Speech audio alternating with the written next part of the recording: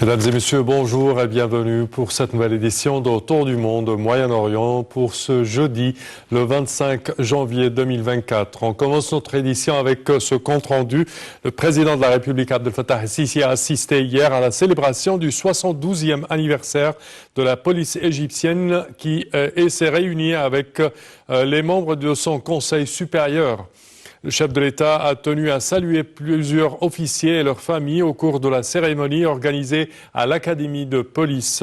Pour plus de détails, voici un compte-rendu signé Salih Ahmed et Aïchal. Le président Abdel Fattah el-Sisi a assisté hier à la cérémonie marquant le 72e anniversaire de la journée de la police égyptienne. Le chef de l'État a présenté une allocution au début de laquelle il a appelé le public à observer une minute de silence en hommage aux martyrs de la police. Le président el-Sisi a déclaré que la fête de la police est une journée glorieuse qui marque l'héroïsme des policiers égyptiens ayant déployé tout effort et sacrifié leur vie pour défendre la patrie. Il a rappelé l'héroïsme de la police égyptienne à Ismaïlia en 1952 pour protéger la dignité de la nation et les citoyens égyptiens, considérant cette tâche comme une fin hautement noble. Le chef de l'État a honoré un nombre d'officiers du ministère de l'Intérieur et a offert des décorations et des insignes d'honneur au nom des martyrs de la police lors de la cérémonie tenue à cette occasion. Et Sisi a déclaré « Notre position concernant les récents développements dans la région, vécue dans la bande de Gaza, était claire dès le début et reposait sur un sentiment profond de la responsabilité historique et humanitaire de l'Égypte de se tenir toujours aux côtés de ses frères parmi le peuple palestinien, un rôle que l'Égypte poursuivra à jouer avec noblesse, honneur et impartialité jusqu'à ce que le peuple palestinien obtienne ses droits légitimes. » Et terminant son discours, Sisi a renouvelé ses sincères félicitations à l'autorité de la police à l'occasion de sa fête, louant son rôle héroïque dans la protection des citoyens et la préservation de leur sécurité, en affirmant que l'État, avec toutes ses énergies et capacités, s'efforçait d'établir la sécurité au sens global. Et pour plus d'explications sur ce sujet, mesdames et messieurs, nous avons le plaisir d'accueillir au bout du fil Monsieur le Général Saïd Fathi. Bonjour. Oui, bonjour, Monsieur Sam. Bonjour à vous. Alors, premièrement, félicitations pour la journée de la police égyptienne. Vous êtes un ancien membre du corps de la police égyptienne, n'est-ce pas?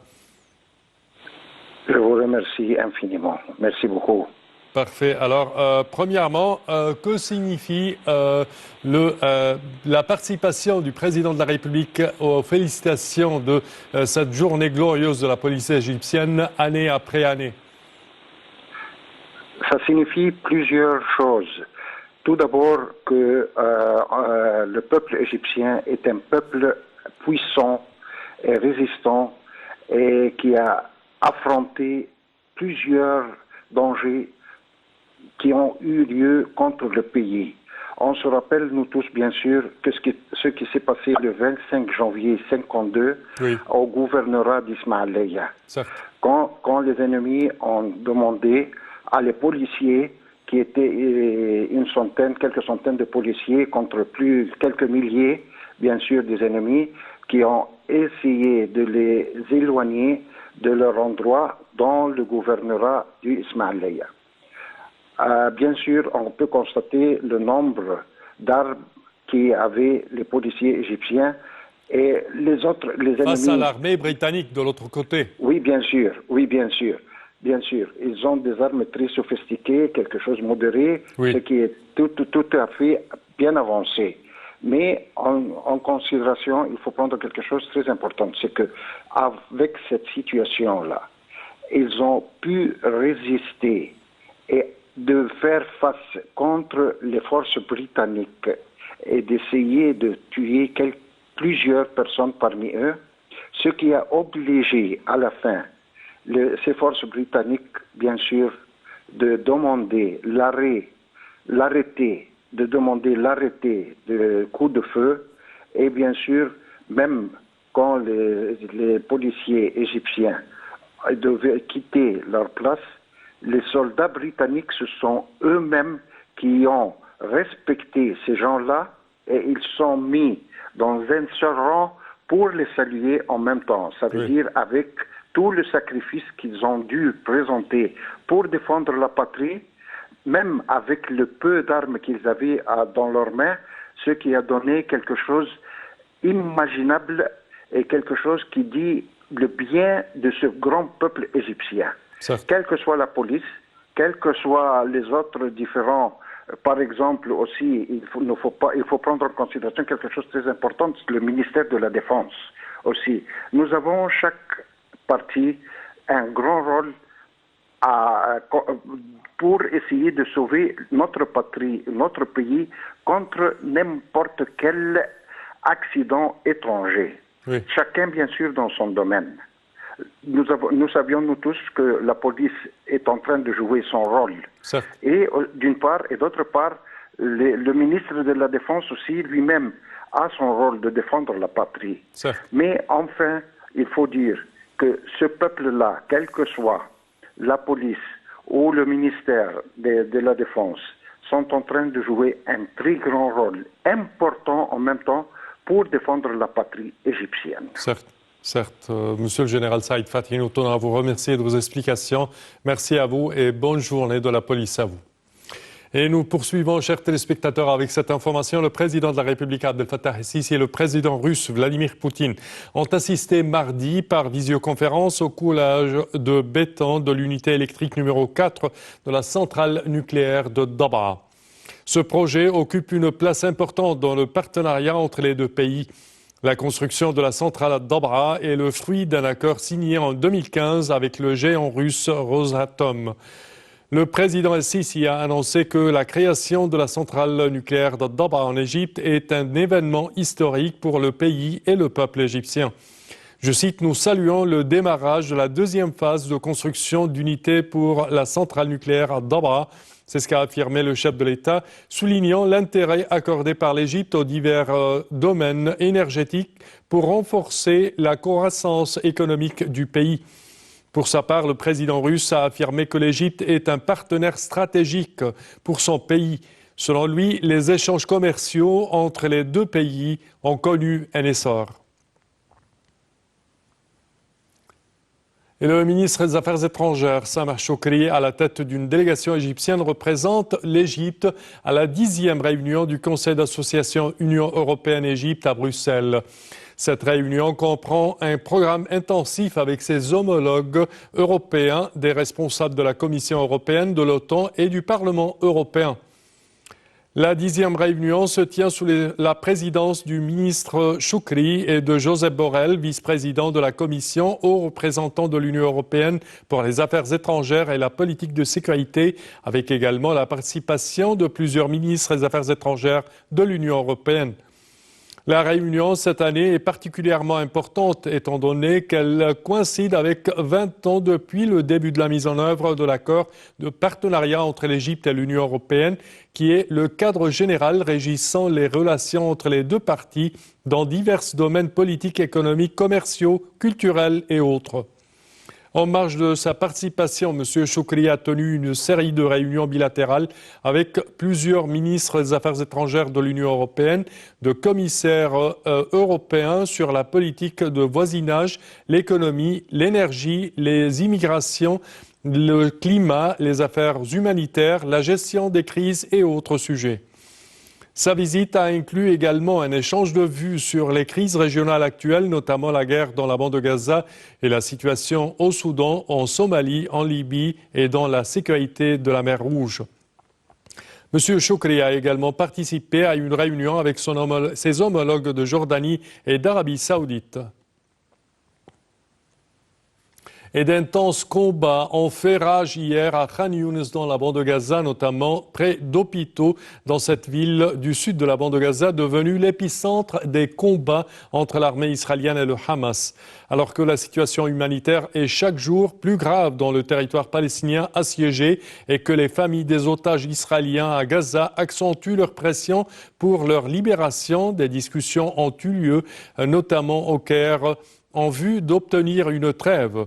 C'est dans le secteur de Khan Younis que 24 soldats israéliens sont morts lundi, faisant de cette journée la plus sanglante pour l'armée israélienne dans le territoire palestinien depuis le début de son opération terrestre fin octobre.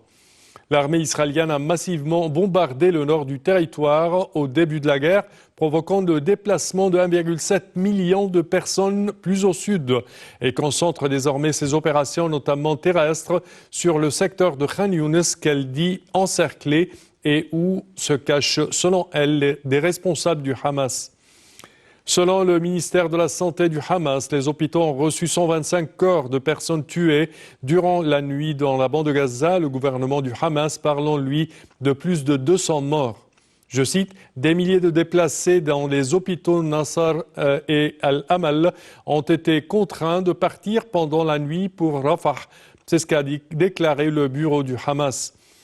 L'Organisation mondiale de la santé, l'OMS, a déploré une situation indescriptible dans les hôpitaux de Khan Younes.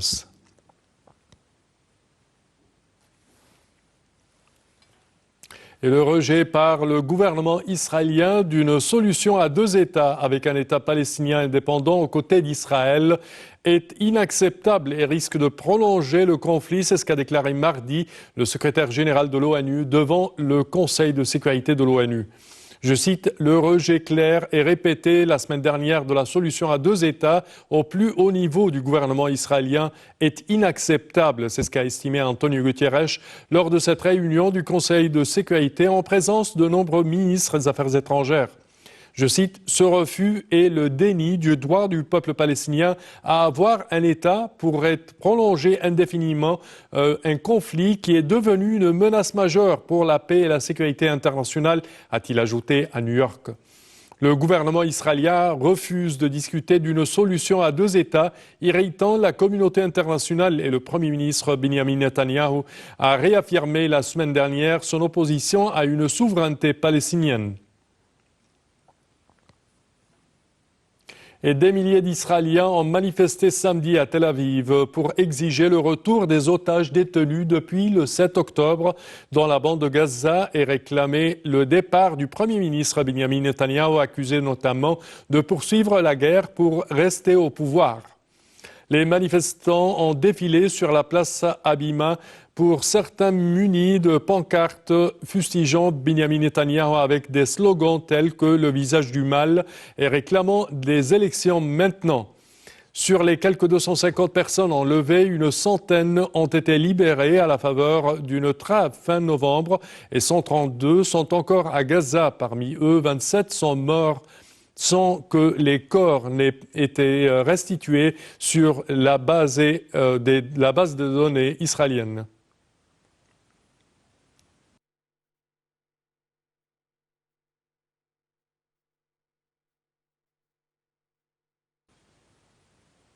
Et mardi, les troupes gouvernementales yéménites ont repoussé une attaque majeure des Houthis soutenue par l'Iran sur la ville de Bayhan dans la province méridionale de Shabwa, la dernière d'une série d'escalades militaires de la milice dans le pays. La brigade des géants, une unité des forces spéciales du gouvernement, a déclaré hier que les Houthis avaient lancé une attaque sur 3 fronts depuis la province voisine d'Al-Baïda contre leur position à l'extérieur de la ville de Bayhan. De violents combats ont fait des dizaines de morts et de blessés parmi les Houthis, les obligeant à battre en retraite et à mettre terme à l'attaque après avoir échoué à avancer dans la ville. Selon le ministre de l'Information yéménite, Muammar al-Ariani, les Houthis, par l'intermédiaire de l'autorité de l'aviation de Sanaa, ont menacé d'abattre un avion de l'ONU s'il atterrissait dans un petit aéroport de Marib, entraînant l'annulation du vol à l'aéroport d'Aden. Il a ajouté que les Houthis avaient empêché un avion soudanais qui se dirigeait vers l'aérodrome de Mocha, sur la mer Rouge, à Taïs, d'entrer dans l'espace aérien du pays cette semaine. Le ministre yéménite des Affaires étrangères a indiqué qu'il avait rencontré l'envoyé de l'ONU pour le Yémen, Hans Grunberg, à Riyad pour discuter de l'impact de l'obstruction des 2 vols par les Houthis sur l'aggravation de la crise humanitaire au Yémen, sur les efforts de paix et sur les attaques des Houthis en mer Rouge. Lors d'une autre réunion à Riyad, hier, il a informé l'ambassadeur américain au Yémen que les attaques des Houthis contre les navires en mer Rouge étaient entraînées une baisse du nombre de cargaisons commerciales arrivant dans les ports de la mer Rouge, ainsi qu'une augmentation des coûts d'expédition et d'assurance, menaçant ainsi de perturber l'acheminement des denrées alimentaires au Yémen. Et ceci conclut, chers téléspectateurs, notre édition d'aujourd'hui d'Autour du monde Moyen-Orient. Je vous remercie de votre attention et je vous donne rendez-vous la semaine prochaine à la même heure. Au revoir.